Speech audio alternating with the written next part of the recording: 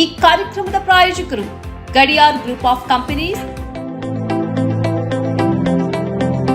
Gadiar Group of Companies, synonymous with excellence and innovation, stands as your dynamic partner for progress. Gadiar Group ensures safety as guardians in firefighting and builds vibrant communities in real estate. Building tomorrow, today.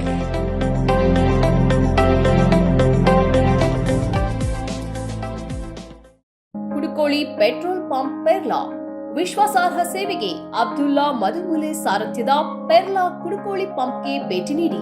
ರಾಜ್ಯ ಹೆದ್ದಾರಿ 64ರಲ್ಲಿ ನಿಮಗಾಗಿ ಕಾಯುತ್ತಿದೆ.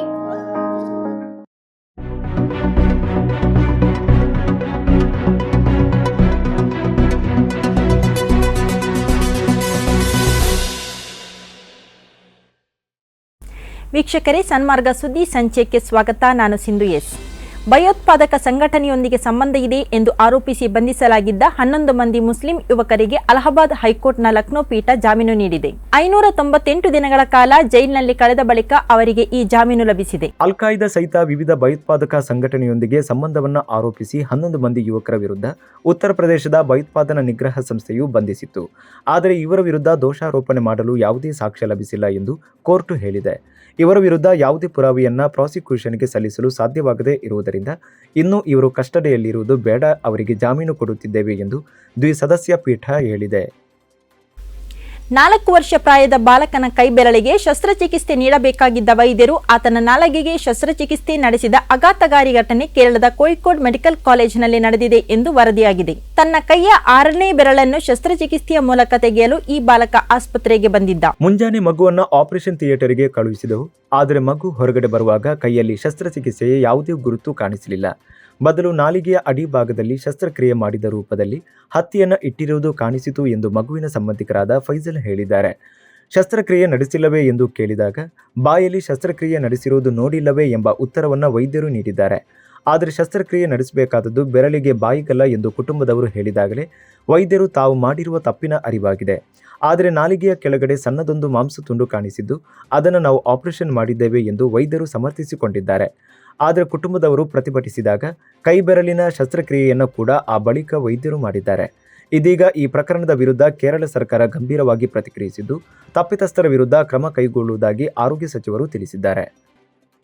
ಬಿಜೆಪಿಗೆ ಹೆಚ್ಚೆಂದರೆ 200ರಿಂದ 220 ಸೀಟುಗಳಷ್ಟೇ ಲಭಿಸಬಹುದು ಎಂದು ಖ್ಯಾತ ಅರ್ಥತಜ್ಞ ಮತ್ತು ಕೇಂದ್ರ ಅರ್ಥ ಸಚಿವೆ ನಿರ್ಮಲಾ ಸೀತಾರಾಮನ್ ಅವರ ಪತಿ ಪರಕಲ ಸೀತಾರಾಮನ್ ಹೇಳಿದ್ದಾರೆ. ದಿ ವೈರ್ನ ಕರಣ್ ಥಾಪರ್ ಅವರಿಗೆ ನೀಡಿದ ಸಂದರ್ಶನದಲ್ಲಿ ಅವರು ಈ ಅಭಿಪ್ರಾಯ ವ್ಯಕ್ತಪಡಿಸಿದ್ದಾರೆ. ಜೂನ್ 5ರಂದು ಬಿಜೆಪಿಯೇತರ ಪಕ್ಷಗಳು ಕೇಂದ್ರದಲ್ಲಿ ಸರ್ಕಾರ ರಚಿಸಲಿದೆ. ಉತ್ತರ ಭಾರತದಲ್ಲಿ ಬಿಜೆಪಿಗೆ ಕನಿಷ್ಠ 80ರಿಂದ 95 ಸ್ಥಾನಗಳು ಈ ಬಾರಿಯ ಚುನಾವಣೆಯಲ್ಲಿ ನಷ್ಟವಾಗಲಿದೆ ಎಂದು ಭವಿಷ್ಯ ನುಡಿದಿದ್ದಾರೆ. ಅಲ್ಲದೆ ಬಿಜೆಪಿಯು ಅತ್ಯಂತ ಆಘಾತಕಾರಿ ರಾಜಕೀಯ ಪ್ರತ್ಯಾಘಾತವನ್ನು ಎದುರಿಸಲಿದೆ ಎಂದು ಅವರು ಹೇಳಿದ್ದಾರೆ. ರಾಮ ಮಂದಿರವು ಓಟ್ ಆಗಿ ಪರಿವರ್ತಿತವಾಗುತ್ತಿಲ್ಲ ಎಂಬುದನ್ನು ಅರಿತುಕೊಂಡಿರುವ ಬಿಜೆಪಿಯು ಇದೀಗ ಸೀತಾ ಮಂದಿರ ಕಟ್ಟಿಕೊಡುವ ಹೊಸ ಭರವಸೆಯನ್ನು ನೀಡಿದೆ. ಬಿಹಾರದ ಸೀತಾಮಹರಿಯಲ್ಲಿ ಸೀತಾಮಾತೆಯ ಮಂದಿರವನ್ನು ನಿರ್ಮಿಸಲಾಗುತ್ತದೆ ಎಂದು ಕೇಂದ್ರ ಗೃಹ ಸಚಿವ ಅಮಿತ್ ಶಾ ಅವರು ಚುನಾವಣೆಯ ಪ್ರಚಾರ ವೇಳೆ ಹೇಳಿದ್ದಾರೆ. ರಾಮ ಮಂದಿರ ಆಯಿತು, ಇನ್ನು ಸೀತಾಮಾತೆಯ ಮಂದಿರವನ್ನ ನಿರ್ಮಾಣ ಮಾಡುತ್ತೇವೆ. ನಾವು ವೋಟ್ ಬ್ಯಾಂಕಿಗೆ ಹೆದರುವುದಿಲ್ಲ. ಅಯೋಧ್ಯೆಯಲ್ಲಿ ರಾಮ್ಲಲ್ಲಾ ಮಂದಿರವನ್ನು ನಿರ್ಮಿಸಿದ ಪ್ರಧಾನಿ ಮೋದಿಗೆ ಈಗ ಉಳಿದಿರುವ ಕೆಲಸವೆಂದರೆ ಮಾ ಸೀತೆಯ ಜನ್ಮಸ್ಥಳದಲ್ಲಿ ದೊಡ್ಡ ಸ್ಮಾರಕವನ್ನು ನಿರ್ಮಿಸುವುದು. ರಾಮನನ್ನ ಮಂದಿರದಿಂದ ಹಾಗೂ ಆತನ ಜನ್ಮಸ್ಥಳದಿಂದ ದೂರವಿಟ್ಟರು. ಆದರೆ ಸೀತೆಯನ್ನ ಆಕೆ ಜನ್ಮಸ್ಥಳದಿಂದ ದೂರವಿರಲು ಬಿಡುವುದಿಲ್ಲ ಎಂದು ಅವರು ಹೇಳಿದ್ದಾರೆ. ಮಗುವನ್ನು ಕಾರಿನಲ್ಲಿ ಮರೆತು ಮದುವೆಗೆ ಹೋದ ದಂಪತಿ ಹಿಂದಿರುಗುವಷ್ಟರಲ್ಲಿ ಹೆಣ್ಣು ಮಗು ಉಸಿರುಗಟ್ಟಿ ಸಾವನ್ನಪ್ಪಿರುವ ಹೃದಯ ವಿದ್ರಾವಕ ಘಟನೆ ರಾಜಸ್ಥಾನದ ಕೋಟಾದಲ್ಲಿ ನಡೆದಿದೆ. ಮೃತ ಮಗುವಿನ ಹೆಸರು ಗೋರ್ವಿಕಾ ನಗರ್ ಎಂದಾಗಿದ್ದು ವಯಸ್ಸು 3 ವರ್ಷ. ಈ ಮಗುವಿನ ತಂದೆ ಪ್ರದೀಪ್ ನಗರ್ ಅವರು ತನ್ನ ಪತ್ನಿ ಹಾಗೂ 2 ಪುತ್ರಿಯರೊಂದಿಗೆ ಮದುವೆ ಕಾರ್ಯಕ್ರಮವೊಂದರಲ್ಲಿ ಪಾಲ್ಗೊಳ್ಳಲು ತೆರಳಿದ್ರು. ಮದುವೆ ಮನೆ ಸ್ಥಳಕ್ಕೆ ಬರುತ್ತಿದ್ದಂತೆ ತಾಯಿ ಮತ್ತು ಹಿರಿಯ ಮಗಳು ಕಾರಿನಿಂದ ಹೊರಬಂದರು. ನಂತರ ಪ್ರದೀಪ್ ನಗರ್ ಕಾರು ಪಾರ್ಕ್ ಮಾಡಲು ತೆರಳಿದ್ರು. 2 ಹೆಣ್ಣು ಮಕ್ಕಳು ತಮ್ಮ ತಾಯಿಯೊಂದಿಗೆ ಒಳಗಡೆ ಹೋಗಿದ್ದಾರೆ ಎಂದು ಭಾವಿಸಿ ತಂದೆ ಕಾರನ್ನು ಲಾಕ್ ಮಾಡಿ ಸಮಾರಂಭಕ್ಕೆ ತೆರಳಿದ್ರು. ತಂದೆ ಜೊತೆ ಮಗಳು ಬರುತ್ತಾಳೆ ಎಂದು ತಾಯಿ ಅಂದುಕೊಂಡಿದ್ರು. ಸುಮಾರು 2 ಗಂಟೆಯ ಕಾಲ 2 ವಿವಿಧ ಸಂಬಂಧಿಕರನ್ನ ಭೇಟಿಯಾದಾಗ ಅದರಲ್ಲಿ ಒಬ್ಬರು ಕಿರಿಯ ಮಗಳ ಬಗ್ಗೆ ವಿಚಾರಿಸಿದರು. ಆ ಮಗು 2ರೊಂದಿಗೂ ಇಲ್ಲ ಅನ್ನೋದು ಗೊತ್ತಾಗಿ ಹುಡುಕಾಟ ಆರಂಭಿಸಿದ್ರು. ನಂತರ ಮಗುವನ್ನು ಹುಡುಕುತ್ತಾ ಕಾರಿನ ಬಳಿಗೆ ಬಂದಾಗ ಮಗು ಸಾವಿಗೀಡಾಗಿರುವುದು ಗೊತ್ತಾಗಿದೆ. ಪ್ರಜ್ವಲ್ ರೇವಣ್ಣ ನನ್ನ ಸಂಪರ್ಕದಲ್ಲಿ ಇಲ್ಲ. ಆತ ಮೊದಲಿನಿಂದಲೂ ಪಕ್ಷದ ಚಟುವಟಿಕೆ ಸಂದರ್ಭದಲ್ಲಿಯೂ ನನ್ನ ಸಂಪರ್ಕದಲ್ಲಿ ಇರಲಿಲ್ಲ ಎಂದು ಜೆಡಿಎಸ್ ರಾಜ್ಯಾಧ್ಯಕ್ಷ ಎಚ್.ಡಿ. ಕುಮಾರಸ್ವಾಮಿ ಹೇಳುವ ಮೂಲಕ ಟ್ರೋಲ್ಗೆ ಒಳಗಾಗಿದ್ದಾರೆ. ರಾಜ್ಯದಲ್ಲಿ ಇರುವಾಗಲೇ ನನ್ನ ಸಂಪರ್ಕದಲ್ಲಿ ಇರದ ಪ್ರಜ್ವಲ್ ವಿದೇಶದಲ್ಲಿರುವಾಗ ಹೇಗೆ ನನ್ನ ಜೊತೆ ಸಂಪರ್ಕದಲ್ಲಿ ಇರುತ್ತಾನೆ ಎಂದು ಮಾಧ್ಯಮದ ಮಂದಿಯನ್ನ ಅವರು ಪ್ರಶ್ನಿಸಿದ್ದಾರೆ. ಅಲ್ಲದೆ ಎಸ್ಐಟಿ ಅನಾವಶ್ಯಕವಾಗಿ ಕೆಲವರನ್ನ ಬಂಧಿಸುತ್ತಿದೆ ಎಂದು ಆರೋಪಿಸಿದ್ದಾರೆ. ಈ ಪ್ರಕರಣದಲ್ಲಿ 2 ಭಾಗ ಇದೆ. ಒಂದು ವಿಡಿಯೋ ಮಾಡಿಕೊಂಡವನ ಅಪರಾಧ, ಇನ್ನೊಂದು ಆ ವಿಡಿಯೋವನ್ನು ವೈರಲ್ ಮಾಡಿ ಕುಟುಂಬವನ್ನು ಬೀದಿಗೆ ತಂದವರದ್ದು. ಆದರೆ ವೈರಲ್ ಮಾಡಿದವರನ್ನ ಬಂಧಿಸುವಲ್ಲಿ ಎಸ್ಐಟಿ ವಿಫಲವಾಗಿದೆ ಎಂದು ಆರೋಪಿಸಿದ್ದಾರೆ. ಪತ್ನಿ ಮತ್ತು ಮಾವನ ಜೊತೆ ಹಜ್ ನಿರ್ವಹಿಸುವುದಕ್ಕೆಂದು ಹೊರಟ ಖ್ಯಾತ ಸಾಹಿತಿ ಜಲೀಲ್ ಮುಕ್ರಿ ಅವರು ತನ್ನ ದುರನುಭವವನ್ನು ಫೇಸ್ಬುಕ್ನಲ್ಲಿ ಹಂಚಿಕೊಂಡಿದ್ದಾರೆ. ಬೆಂಗಳೂರಿನ ಹಜ್ ಭವನದಲ್ಲಿ ಎಲ್ಲಾ ಪ್ರಕ್ರಿಯೆಗಳನ್ನು ಮುಗಿಸಿ ದೇವನಹಳ್ಳಿ ಏರ್ಪೋರ್ಟ್ನಿಂದ ವಿಮಾನದಲ್ಲಿ ಹಾರಿ ಮದೀನಾದಲ್ಲಿ ಇಳಿದ ಬಳಿಕ ಎದುರಾದ ಸವಾಲು ಮತ್ತು ಕೊನೆಗೆ ತಾನು ಹಿಂದಿರುಗಿ ಬರಬೇಕಾದ ಅನಿವಾರ್ಯ ಸ್ಥಿತಿ ಎದುರಾದುದನ್ನು ಅವರು ಹೇಳಿಕೊಂಡಿದ್ದಾರೆ. ಅಲ್ಲಾಹನ ಪರೀಕ್ಷೆ ಎನ್ನಲು ನನ್ನ ವಿಧಿ ಎನ್ನಲು ದೇವನ ಇನ್ನೊಂದು ರೂಪದಲ್ಲಿ ನೀಡುವ ಅನುಗ್ರಹದ ಬದಲಿಗೆ ಇದು ಏನೆಂದು ಅರ್ಥವಾಗುವುದಿಲ್ಲ. ಏನಿದ್ದರೂ ಅಲ್ಲಾಹನು ಏನು ಒಳಿತನ್ನ ಕರುಣಿಸಿದ್ದಾನೆ ಎಂದೇ ಅಚಲ ವಿಶ್ವಾಸ ಎಂದು ತನ್ನ ಬರಹವನ್ನ ಅವರು ಆರಂಭಿಸಿದ್ದಾರೆ. ಮದೀನಾದಲ್ಲಿ ಇಳಿದು ಎಮಿಗ್ರೇಷನ್ನಲ್ಲಿ ಸಮಸ್ಯೆ ಆರಂಭವಾಯಿತು. ಫಿಂಗರ್ ಪ್ರಿಂಟ್ ತೆಗೆಯುತ್ತಾ ಆಫೀಸರ್ ನನ್ನ ಮುಖವನ್ನೇ ನೋಡಿದ.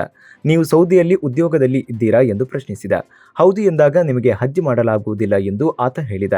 ನಿಮಗೆ ನೋ ಎಂಟ್ರಿ ಆಗಿ 10 ವರ್ಷ ಪೂರ್ತಿಯಾಗಲಿಲ್ಲ ಎಂದು ಆತ ಕಾರಣವನ್ನು ನೀಡಿದ. ಸರ್ಕಾರದ ಕಾನೂನು ಪ್ರಕಾರ ಹಜ್ ಉಮ್ರಾ ಮಾಡಲು ನೋ ಎಂಟ್ರಿ ಹಾಕಿದ್ರೆ 10 ವರ್ಷ ಆಗಲೇಬೇಕು ಎಂದು ಕೂಡ ಆತ ವಿವರಣೆ ನೀಡಿದ.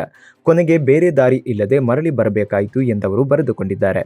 ಸೌದಿಯ ಜುಬೈಲ್ನಲ್ಲಿ ಕಂಪನಿಯೊಂದರ ಅಸಿಸ್ಟೆಂಟ್ ಮ್ಯಾನೇಜರ್ ಆಗಿ ಕೆಲಸ ಮಾಡುತ್ತಿದ್ದ ಸಂದರ್ಭದಲ್ಲಿ ಇಕಾಮಾ ಪ್ರಾಬ್ಲಮ್ ಆಗಿ ಕೊನೆಗೆ ಸರ್ಕಾರಕ್ಕೆ ಶರಣಾಗಿ ನೋ ಎಂಟ್ರಿ ಹಾಕಿಸಿಕೊಂಡು ಬರಬೇಕಾಯಿತು. ನೋ ಎಂಟ್ರಿ ಅಲ್ಲದೆ ಊರಿಗೆ ಬರುವ ಬೇರೆ ದಾರಿ ಇರಲಿಲ್ಲ. ಅಂದು ಅಮ್ಮನ ಆರೋಗ್ಯ ಏರುಪೇರಾದ ಕಾರಣ ನಾನು ಹೊರಟು ಬಂದಿದ್ದೆ. ನನ್ನ ಕುಟುಂಬಕ್ಕಾಗಿ ಪ್ರತಿ ಹಜ್ಜಾಜಗಳಿಗಾಗಿ ಪ್ರಾರ್ಥಿಸಿ ಎಂದು ಅವರು ತನ್ನ ಬರಹವನ್ನು ಮುಗಿಸಿದ್ದಾರೆ. ಕೊನೆ ಕ್ಷಣದಲ್ಲಿ ಆಗುವ ಇಂತಹ ತೊಡಕುಗಳ ಬಗ್ಗೆ ಹಜ್ ಕಮಿಟಿ ಮುಂಚಿತವಾಗಿ ಯಾತ್ರಾರ್ಥಿಗಳಿಗೆ ಮಾಹಿತಿ ನೀಡಿದರೆ ಇಂತಹ ಸಮಸ್ಯೆ ಉದ್ಭವ ಆಗಲಾರದು ಎಂದು ಸೋಷಿಯಲ್ ಮೀಡಿಯಾದಲ್ಲಿ ಅಭಿಪ್ರಾಯ ವ್ಯಕ್ತವಾಗಿದೆ. ನೋ ಎಂಟ್ರಿ ಇದ್ದವರು 10 ವರ್ಷಗಳಾಗದೆ ಹಜ್ ನಿರ್ವಹಣೆಗೆ ಅರ್ಜಿ ಹಾಕಬಾರದು ಎಂದು ಹಜ್ ಕಮಿಟಿ ಮಾಹಿತಿ ನೀಡಿದರೆ ಸಾರ್ವಜನಿಕರಿಗೆ ಅನುಕೂಲವಾಗಿರಬಹುದು ಎಂದು ಅಭಿಪ್ರಾಯ ಬಂದಿದೆ. ಭಾರತ ಚಂದ್ರನಲ್ಲಿ ಇಳಿಯುವಾಗ ನನ್ನ ದೇಶದ ಮಕ್ಕಳು ಚರಂಡಿಯಲ್ಲಿ ಬಿದ್ದು ಸಾಯುತ್ತಿದ್ದಾರೆ ಎಂದು ಪಾಕಿಸ್ತಾನದ ಮುತ್ತಹಿದಾ ಕೋಮಿ ಮೂವ್ಮೆಂಟ್ನ ನಾಯಕ ಸೈಯದ್ ಮುಸ್ತಫಾ ಅವರು ಪಾಕಿಸ್ತಾನ ಪಾರ್ಲಿಮೆಂಟ್ನಲ್ಲಿ ನೀಡಿರುವ ಹೇಳಿಕೆ ಭಾರೀ ಚರ್ಚೆಗೆ ಕಾರಣವಾಗಿದೆ. ಭಾರತದ ಪ್ರಗತಿ ಮತ್ತು ಪಾಕಿಸ್ತಾನದ ದಾರುಣ ಸ್ಥಿತಿಯನ್ನು ಅವರು ಪಾರ್ಲಿಮೆಂಟ್ನಲ್ಲಿ ಇಂಚಿಂಚು ವಿವರಿಸುತ್ತಾ ಹೋಗಿದ್ದಾರೆ. ಪಾಕಿಸ್ತಾನದ ಈಗಿನ ಸ್ಥಿತಿಯ ಬಗ್ಗೆ ನನಗೆ ಮಾತನಾಡಬೇಕು. ಚಂದ್ರನಲ್ಲಿಯ ಬೆಳವಣಿಗೆ ಬಗ್ಗೆ ಜಗತ್ತಿನೆಲ್ಲೆಡೆ ಕುತೂಹಲ ಇದೆ. ಭಾರತ ಚಂದ್ರನಲ್ಲಿ ಹೋಗಿ ಇಳಿದಿದೆ. ಆದರೆ ನಮ್ಮ ದೇಶದಲ್ಲಿ ಮಕ್ಕಳು ಚರಂಡಿಗೆ ಬಿದ್ದು ಜೀವ ಕಳೆದುಕೊಳ್ಳುತ್ತಿದ್ದಾರೆ ಎಂದು ಅವರು ಹೇಳಿದ್ದಾರೆ. ಪಾಕಿಸ್ತಾನದ ಅತಿ ದೊಡ್ಡ ಆದಾಯ ಮೂಲ ಕರಾಚಿಯಾಗಿದೆ. ಪಾಕಿಸ್ತಾನದ 2 ಬೃಹತ್ ಹಡಗು ನಿಲ್ದಾಣ ಕೂಡ ಕರಾಚಿಯಲ್ಲಿದೆ. ಕರಾಚಿ ಪಾಕಿಸ್ತಾನದ ಹೆಬ್ಬಾಗಿಲು. ಮಧ್ಯ ಏಷ್ಯಾ ಮತ್ತು ಅಫ್ಘಾನಿಸ್ತಾನಕ್ಕೆ ಇದುವೇ ಬಾಗಿಲಾಗಿದೆ. ಆದರೆ ಕಳೆದ 15 ವರ್ಷಗಳಿಂದ ಕರಾಚಿಯಲ್ಲಿ ಶುದ್ಧ ನೀರೇ ಇಲ್ಲ ಎಂದವರು ಹೇಳಿದ್ದಾರೆ. ನಮ್ಮಲ್ಲಿ 48,000 ಶಾಲೆಗಳಿವೆ. ಆದರೆ ಅದರಲ್ಲಿ 11,000 ಶಾಲೆಗಳು ಭೂತ ಬಂಗಲೆಯಾಗಿ ಗುರುತಿಸಿಕೊಂಡಿದೆ. ಯಾಕಂದರೆ ಅಲ್ಲಿ ಕಲಿಯುವುದಕ್ಕೆ ಮಕ್ಕಳೇ ಇಲ್ಲ.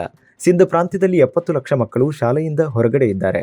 ದೇಶದಲ್ಲಿ 2,62,00,000 ಮಕ್ಕಳು ಶಾಲೆಗೆ ಹೋಗದವರು ಇದ್ದಾರೆ ಎಂದವರು ಮಾಹಿತಿ ಬಿಚ್ಚಿಟ್ಟಿದ್ದಾರೆ. ಇದು ಈ ಹೊತ್ತಿನ ಸುದ್ದಿ ಸಂಚಿಯ. ನಿರಂತರ ಸುದ್ದಿಗಾಗಿ ವೀಕ್ಷಿಸಿ ಸನ್ಮಾರ್ಗ ನ್ಯೂಸ್. ಸುದ್ದಿಗಳ ಸಂತೆಯಲ್ಲಿ ಸತ್ಯದ ಮೊಂಬತ್ತಿ.